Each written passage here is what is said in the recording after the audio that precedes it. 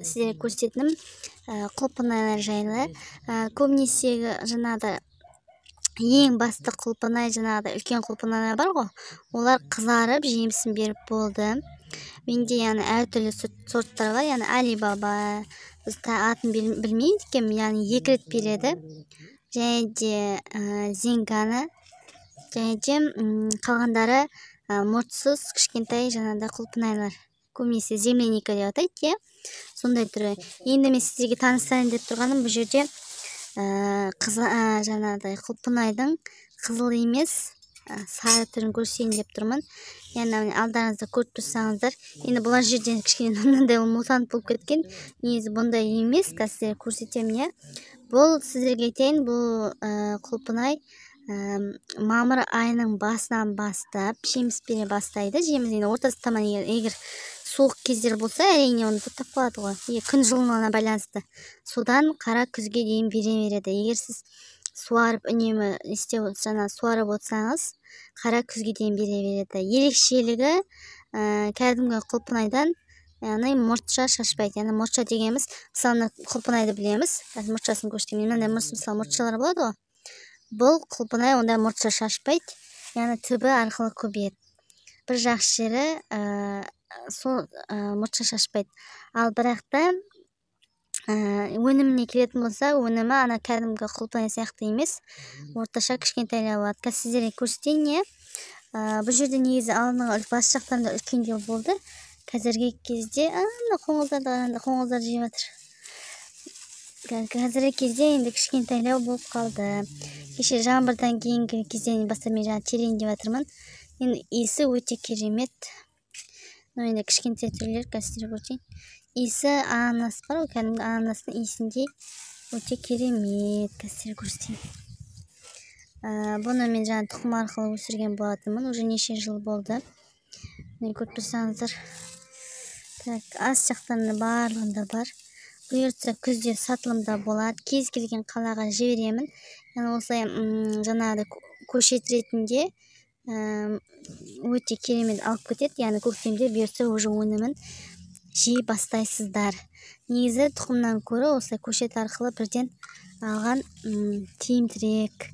Себебі көшет арқылы өте қиындау кішкене өсіру. Мен өзім қаншамасынан жаңағыдай өте не өсірдім де, жаңағы қиналып өсірдім қаншамасынан.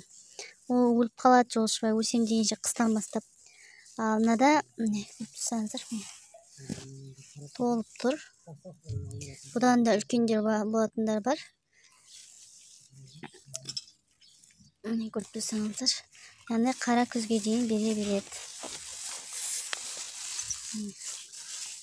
Сары және менде қызыл түрі бар. Қызыл түрі де дәл осындай, тек бірақ қызыл түрі. Осы түсі қызыл. Бірақ ол кәдімгі құлпынай сияқты. Ал сарының ерекшелігі жаңағыдай иісіне байланысты. Мында сарылар қаптап кетті. Сарыларда құтыламай қойды ма? Мындайлар бар ғой. Тоже бұл да арам шөптің бір түрін жатады. Өте жаңағыдай ешқандай жапырағы жоқ болса да, ненің кез келген өсіндінің жаңағыдай шырын арқылы қоректеніп солай өседі. Былтыр білесіздер, менде оқырмандарым бүкіл картопты жайлап кеткен. Басында алып дер кезінде жаңағыдай алмасаңыздар, арт жағында уже алып үлгере алмайсыздар. Сондай. Мен ауламда енді вегетарианецтер болса келіп шөп жеуге болады. Себебі шөптің түрі бар, міне көріп тұрсаңыздар, мына жаңа айтқандай корень солодкий, клебеда деген бар, портулак деген бар, тағандай бар. Былай айтқанда емдік шөптердің енді менде бау-бақшамда түрі бар. Керек десеңіз, оның бәрін біз емші ретінде қолдана алмаймыз. Емшілер білет қалай қолдану керектігін.